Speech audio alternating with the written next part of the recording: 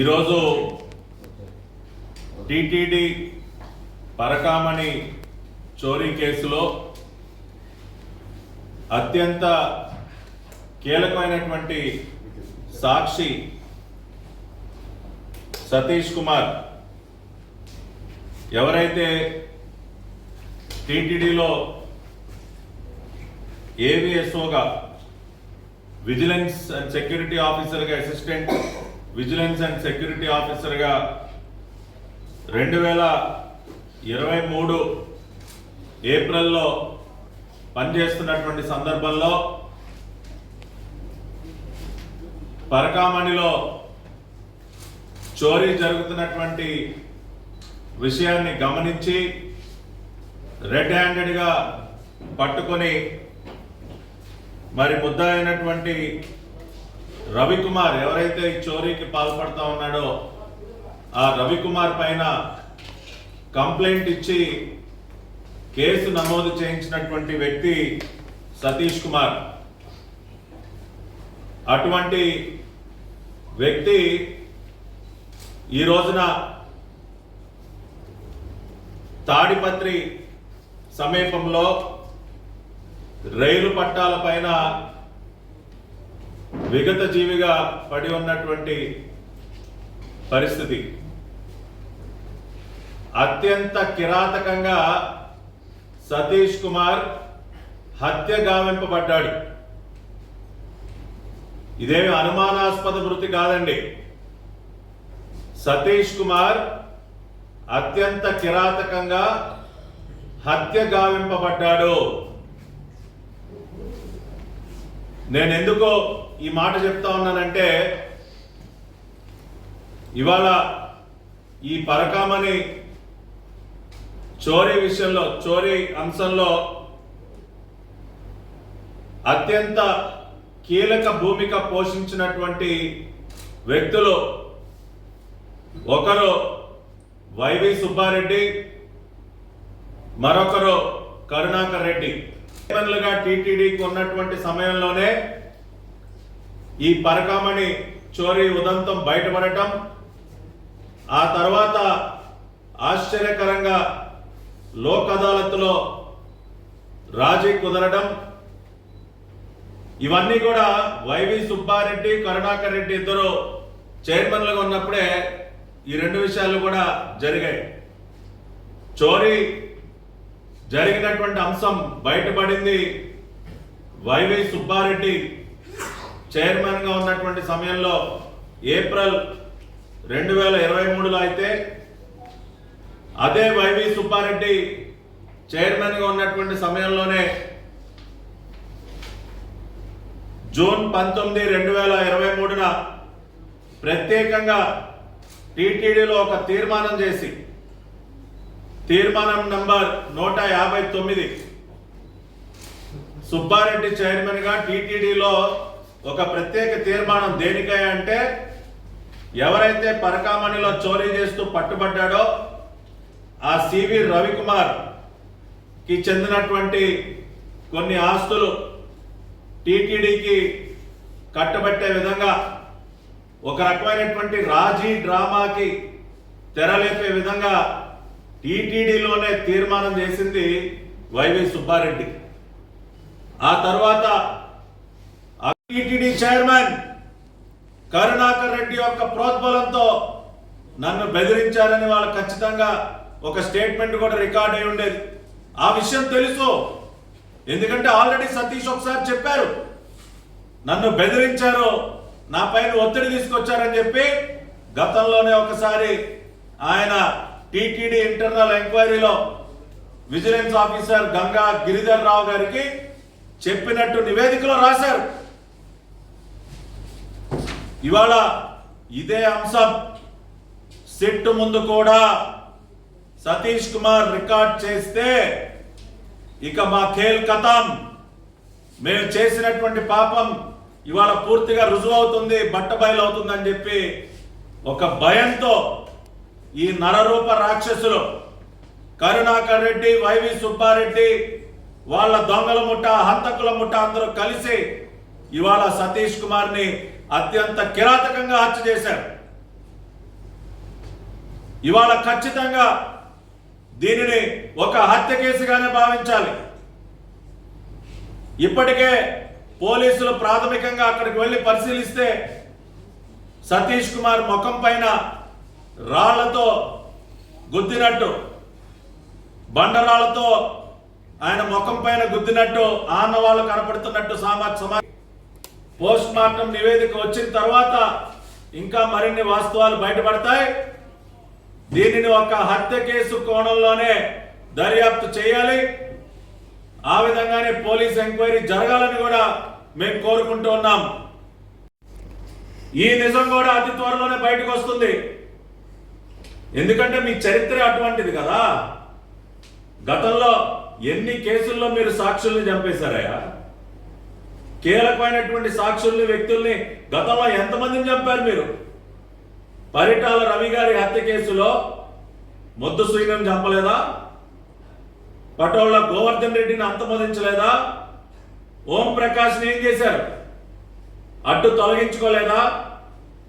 అదేవిధంగా అజీజ్ రెడ్డి, అంతేకాకుండా వివేకానంద రెడ్డి గారి హత్య కేసులో ఒక శ్రీనివాస్ రెడ్డి సెప్టెంబర్ 2019లో ఏ రకంగా మృతి చెందాడు? గంగాధర్ రెడ్డి జూన్ 2022లో ఏ రకంగా చనిపోయాడు? ఒక డ్రైవర్ నారాయణ ఏ రకంగా చనిపోయాడు? ఈసీ గంగిరెడ్డి ఏ విధంగా చనిపోయాడు? ఈ విధంగా హత్యలు చేయటం, ఆ తర్వాత సాక్షుల్ని లేపేయటం, వాళ్ళ ప్రాణాలు తీయటం మీకు బాగా అలవాటైనటువంటి పని కదా. మీ చరిత్ర అదే కదా కరుణాకర్ రెడ్డి. మీ చరిత్రే హత్యలు చేసి ఆ తర్వాత కీలకమైనటువంటి వ్యక్తుల్ని, ఆ కేసుకు సంబంధించి కీలకమైనటువంటి సాక్షుల్ని చంపటమే మీ చరిత్ర. ఇవాళ అదే పని చేశారు మీరు. పరకామణి చోరీ కేసులో కూడా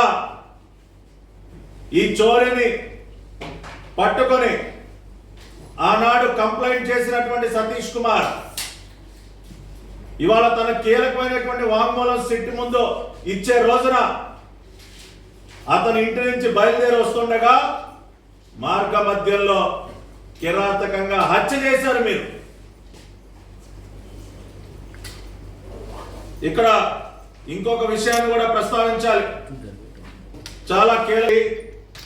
ఎం Giridhar Rao, vigilance and security officer, వారు chief vigilance and security officer TTD దేవస్థానంకి ఇచ్చినటువంటి నివేదిక కాపీ.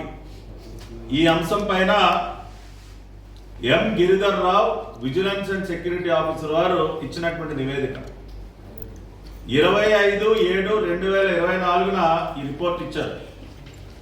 ఈ రిపోర్ట్లో ఇది మీరందరూ కూడా వినాలి. ఇట్ ఈస్ 23లో ఎప్పుడైతే టిటిడి చైర్మన్ గా కరుణాకర్ రెడ్డి బాధ్యతలు స్వీకరించాడో ఇమ్మీడియట్ గా ఆ మరుసటి నెలలోనే సెప్టెంబర్ 2023లో లోక్ అదాలత్లో రాజీ కుదురుతుంది. దానిపైన సివి రవికుమార్, అదేవిధంగా కంప్లైంట్ ఇచ్చినటువంటి సతీష్ కుమార్, వీరిద్దరూ కూడా సంతకాలు చేసినటువంటి పరిస్థితి.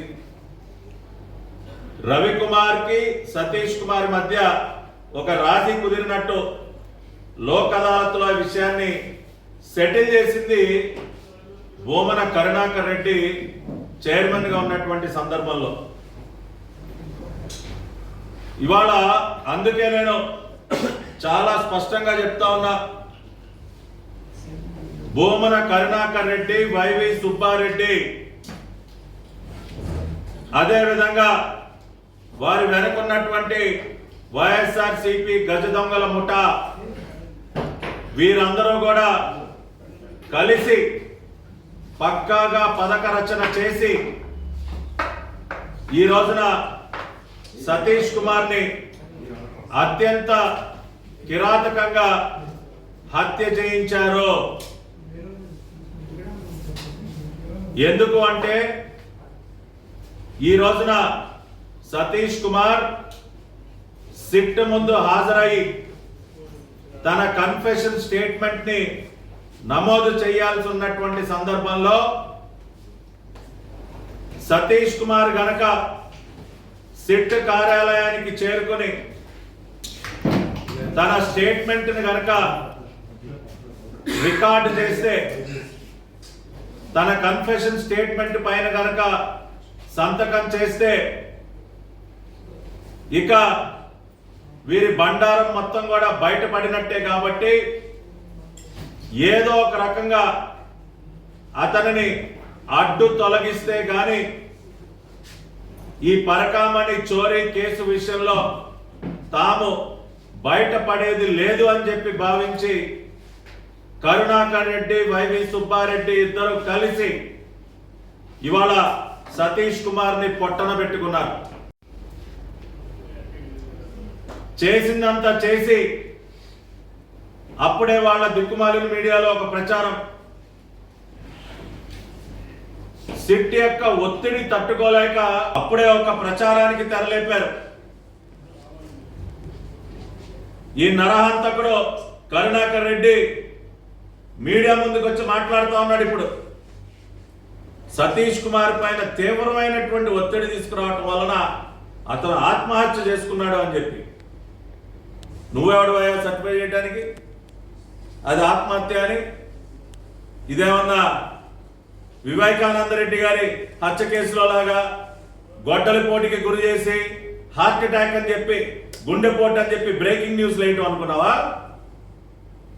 ఏమా కరుణాకర్ రెడ్డి, మీకు అలవాటే కదా చెయ్యాల్సిందంతా చేసి అమాయకంగా నటించడం, ఏమి ఎరగనట్టు ప్రయత్నించడం మీకు అలవాటే కదా. మీకు వెన్నతో పెట్టినటువంటి విద్య. సొంత బాబాయ్ వివేకానంద రెడ్డి గారిని అత్యంత కిరాతకంగా గొడ్డలి పోటీకి గురి చేసి ఆ రోజున తెల్లవారుతో ఎంత అద్భుతంగా నటించారయ్యా. గుండెపోటు, మా బాబాయికి గుండెపోటు అని చెప్పి ప్రజల్ని నమ్మించేటటువంటి ప్రయత్నం చేయలేదా? ఇవాళ అదే విధంగా సతీష్ కుమార్ని కూడా అత్యంత కిరాతకంగా హత్య చేయించి ఇవాళ దానిని ఆత్మహత్య అని చెప్పి నమ్మించే ప్రయత్నం చేస్తా ఉన్నారా మీరు? సతీష్ కుమార్ ఇక్కడ మనం గుర్తు చేసుకోవాల్సింది, ఆల్రెడీ ఈ నెల 6వ తేదీన నిర్భయంగా సిట్ ముందు హాజరై విచారణ ఎదుర్కొన్నటువంటి వ్యక్తి. ఆల్రెడీ 6వ తేదీన సిట్ ముందు విచారణకు హాజరయ్యాడు సతీష్ కుమార్. నిర్భయంగా హాజరై అధికారులు అడిగినటువంటి అనేక ప్రశ్నలకి జవాబు చెప్పాడు. ఈ రోజున మళ్ళీ మొత్తం కూడా అతని కన్ఫెషన్ స్టేట్మెంట్ అంతా కూడా రికార్డు చేసి ఆ ప్రక్రియని పూర్తి చేయడం కోసం ఇవాళ మళ్ళీ రెండోసారి సిట్ వారు ఆహ్వానిస్తే మళ్ళీ బయలుదేరాడు. గుంతకల్లులో జిఆర్పిలో ఇన్స్పెక్టర్గా పనిచేస్తున్నటువంటి సతీష్ కుమార్ నిజంగా ఒత్తిడికి లోనయ్యి భయపడితే గుంతకల్లు నుంచి దేనికి బయలుదేరతాడండి? కావింపబడింది తాడిపత్రి సమీపంలో రైలు పట్టాల పక్కన భయానికి లోనై, ఒత్తిడికి లోనై ఏదన్నా తప్పించుకోవాలనుకున్నటువంటి వ్యక్తి, లేదంటే ఇంకొక ఆలోచన చేసే వ్యక్తి గుంతకల్ నుంచి బయలుదేరతాడా సిట్టు ముందు హాజరవటానికి? అతను బయలుదేరాడన్న విషయాన్ని గమనించి మార్గ మధ్యంలో అత్యంత కిరాతకంగా హత్య చేయించారు కరుణాకర్ రెడ్డి.